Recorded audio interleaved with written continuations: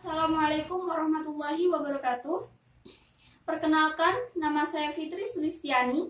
Saya dari Prodi PAI semester 1. Dalam video kali ini, saya akan mempresentasikan pendekatan sosiologis dalam rangka memenuhi tugas pengantar studi Islam.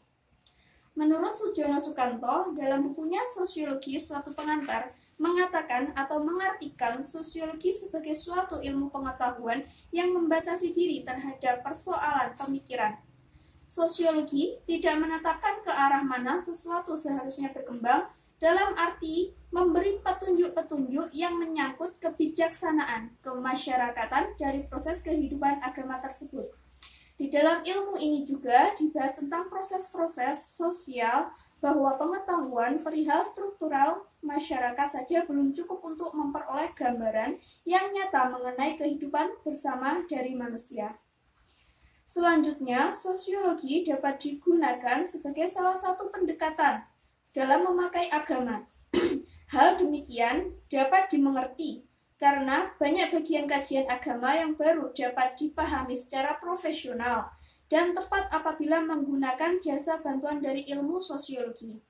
Pentingnya pendekatan sosiologis dalam memakai agama, sebagaimana disebut di atas, dapat dipakai karena banyak sekali ajaran agama yang berkaitan dengan masalah sosial. Besar perhatian agama terhadap masalah sosial selanjutnya mendorong agama memahami ilmu-ilmu sosial sebagai alat memakai agamanya. Dalam bukunya berjudul Islam Alternatif, Jalaluddin Rahmat menunjukkan betapa besarnya keterkaitan agama yang dalam hal ini Islam terhadap masalah sosial dengan mengajukan 5 permasalahan. Yang pertama, dalam Al-Quran atau kitab-kitab hadis proporsi terhadap kedua sumber hukum Islam itu berkenaan dengan urusan muamalah. Menurut Ayatullah Khomeini dalam bukunya Al-Hukuma Al-Islamiyah yang dikutip Jalaluddin Rahmat, dikemukakan bahwa perbandingan ayat-ayat ibadah dan ayat-ayat yang menyangkut kehidupan sosial adalah 1:100. Untuk satu ayat ibadah ada 100 ayat muamalah. Kedua, alasan lain lebih ditekannya muamalah atau sosial dalam Islam adalah adanya kenyataan bahwa bila urusan ibadah bersamaan waktunya dengan urusan muamalah yang penting, maka ibadah boleh diperpendek atau ditangguhkan, atau tentu bukan ditinggalkan, melainkan dengan tetap dikerjakan sebagaimana mestinya.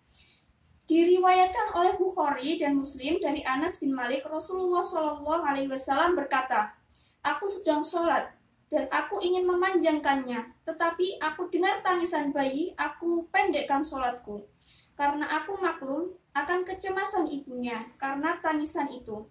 Dalam hadis lain, Rasulullah SAW mengingatkan imam supaya memperpendek sholatnya bila di tengah jamaah ada yang sakit, orang lemah, orang tua, atau orang yang mempunyai keperluan. Yang ketiga, ibadah yang mengandung segi kemasyarakatan diberi ganjaran lebih besar daripada ibadah yang bersifat perorangan. Karena itu, sholat yang dilakukan secara berjamaah lebih tinggi nilainya daripada sholat munfarid atau sendirian, dengan ukuran 1:27 derajat. Keempat, dalam Islam terdapat ketentuan bila urusan ibadah dilakukan tidak sempurna atau batal karena melanggar pantangan tertentu, maka kifaratnya atau tebusannya ia melakukan sesuatu yang berhubungan dengan masalah sosial. Bila puasa tidak mampu dilakukan misalnya, maka jalan keluarnya ada dengan membayar fidyah dalam bentuk memberi makanan bagi orang miskin. Bila suami bercampur siang hari di bulan Ramadan atau ketika istri dalam keadaan haid, maka tebusannya memberi makan kepada orang miskin. Dalam hadis qudsi dinyatakan bahwa salah satu tanda orang yang diterima sholatnya adalah orang yang menyantuni orang yang lemah, menyayangi orang miskin, anak-anak yatim piatu, janda yang pendapat musibah. Secara lengkap, hadis tersebut berbunyi, "Aku hanya akan menerima sholat dari orang yang merendahkan diri karena kebesaranku, yang tidak sombong pada makhlukku, yang tidak mengulangi maksiat kepadaku, yang menyayangi orang miskin, Ibnu Sabil, janda, dan mengasihi orang yang mendapat musibah.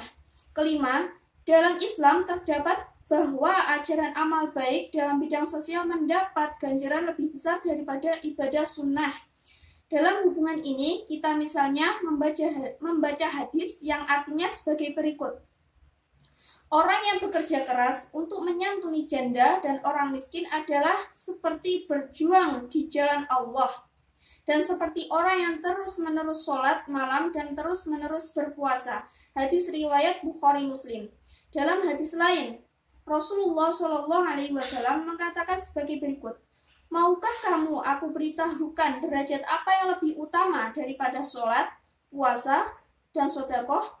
Sahabat menjawab tentu, yaitu mendamaikan dua pihak yang bertengkar. Hadis riwayat Abu Daud, Tirmidzi, dan Hibban. Melalui pendekatan sosiologi, agama akan dapat dipahami dengan mudah, karena agama itu sendiri diturunkan untuk kepentingan sosial. Dalam Al-Quran misalnya, kita jumpai ayat berkenaan dengan hubungan dengan manusia lainnya, sebab-sebab yang menyebabkan terjadinya kemakmuran suatu bangsa, dan sebab-sebab yang menyebabkan terjadinya kesengsaraan. Sesuatu jelas harus dapat dijelaskan apabila yang memahaminya mengetahui sejarah sosial pada saat ajaran agama diturunkan. Demikian presentasi dari saya tentang pendekatan sosiologis. Mungkin cukup ini. Wassalamualaikum warahmatullahi wabarakatuh.